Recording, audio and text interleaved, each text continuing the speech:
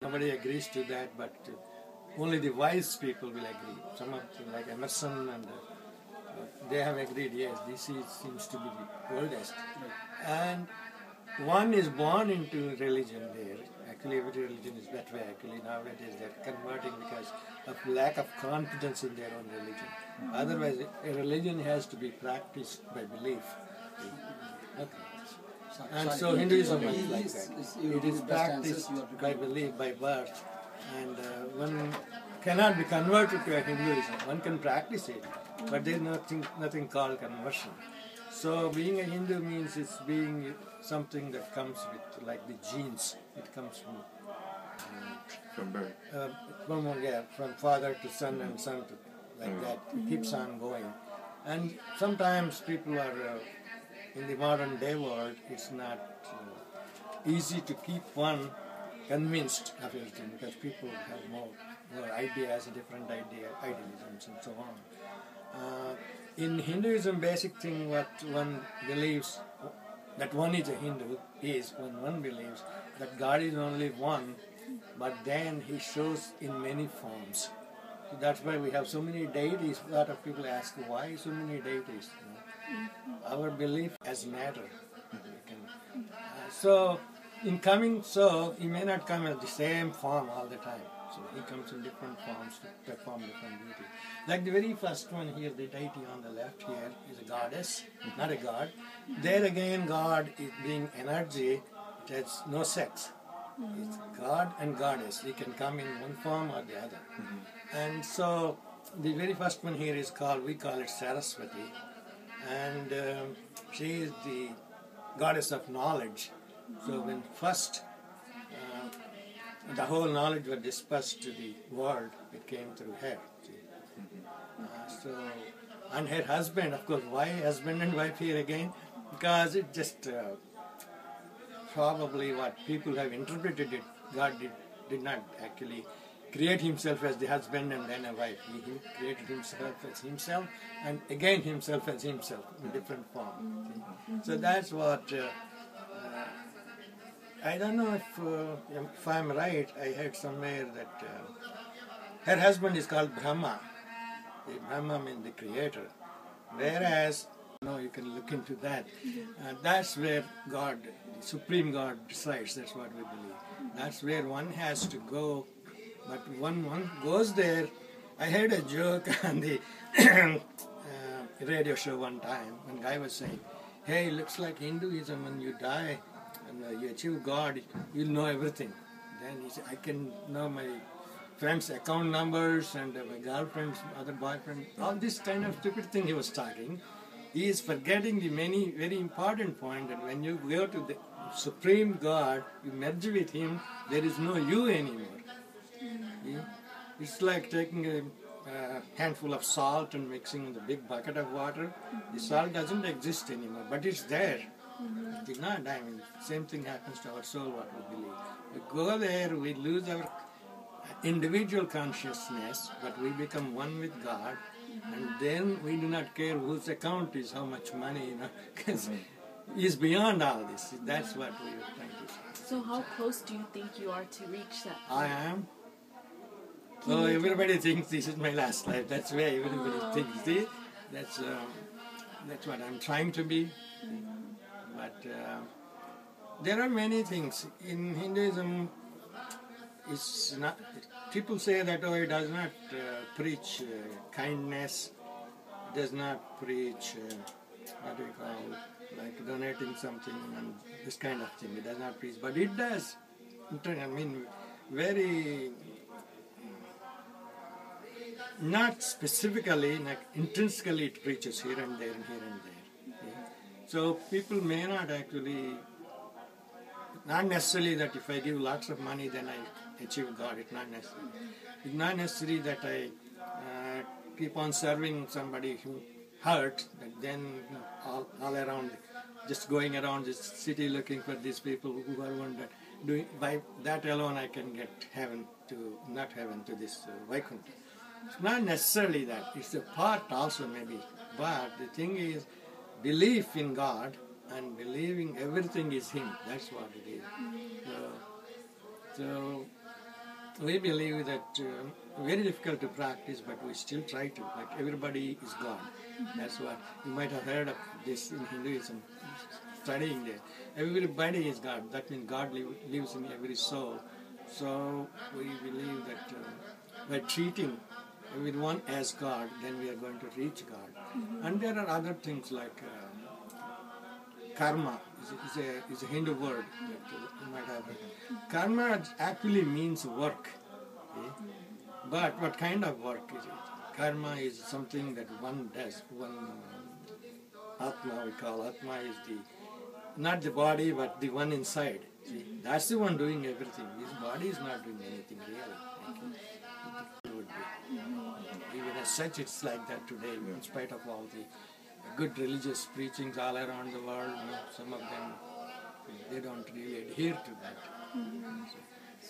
Hinduism, one of the other things, is not only the most ancient religion, but is the most peaceful religion. That's why it has been annihilated, more or less. Because the whole country of India, the big nation, was Hindu by practice, by birth and by practice.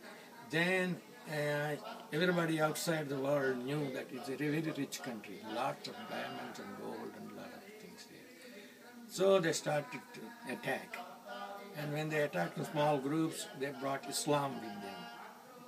And Hindus first fought them, but when they settled there, they let them be. They said, you can build your own mosque, we don't care, because Hinduism preaches every God is same. So they were absorbing. By absorbing, what happened is they were really badly hurt. Then the Muslim majority was so much that when India was free from the British rule, it has to be partitioned off, the Muslim majority on one side, because they were Islamic country, and they said, we want our own country with Islamic laws. We don't. Hindus said that we will go with what's called a republic, which is like, what do we call this? No religious belief, like the US. So that's what. But Pakistan separated, saying that we want to be an Islamic country. We want Islamic laws to be adhered to, not secularism. So Hinduism actually did not dominate India. And they said, we'll be secular, so we'll absorb everything because that's our religion anyway. So that's how today there are every religion you can find on this earth, it's in India. It may not be, maybe in the US is the only other exception because of the richness of the country, a lot of people came. But not in any other country. If you go to England or to France or Germany, you may not find all the religious groups there. See? And I even read recently that there was, in the probably 7th century, there was an attack on Jews in the Middle East, what Israel is right now, and they all fled to India. And India, even at that time, the Hindus, they welcomed them. They said, okay, you are being oppressed. So secularism started way back in the 7th century. That's what I read recently, the historian was mentioning that. So that's the way the religion was hurt in a way, but India is such a vast country, plus the religion is so deep-rooted, it cannot be just wiped out. It will be just unbelief.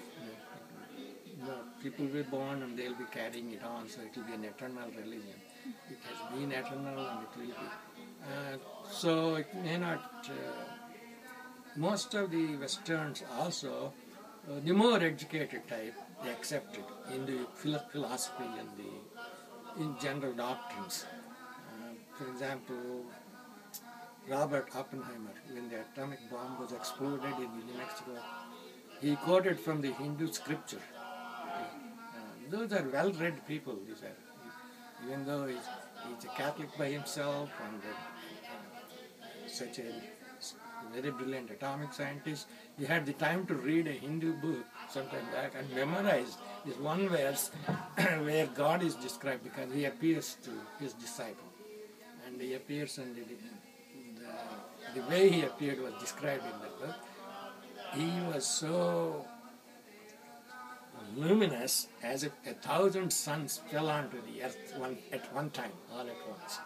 So yes, the basic thing one wants to come back as is human again, because human is the only thing that has the sense or the cognizance to realize the difference between what we are and what we want to be, this kind of thing. A dog, for example, may understand many things, our commands and all that, but it does not have that kind of thinking, see, that it has to improve its soul, see, that kind of. Only humans have that, and that's why our religion first and foremost says that in order to become a human again, see, we may not be able to escape this life and death cycle, but the best we can do is to come back as human again. So we have to be at least that good, see, in order to deserve that. Otherwise we lose that. See, one who probably always kicks a dog and kills something, and this kind of people, they will become that. That's what Hinduism maybe try to scare, but that's what they say. You will not become a human again because of your inhuman deeds. You have not used your human life in a way to improve it, but you have used it to degrade yourself. So you're going to degrade it, that's why. And all this is kept in the charts, just like I think Peter.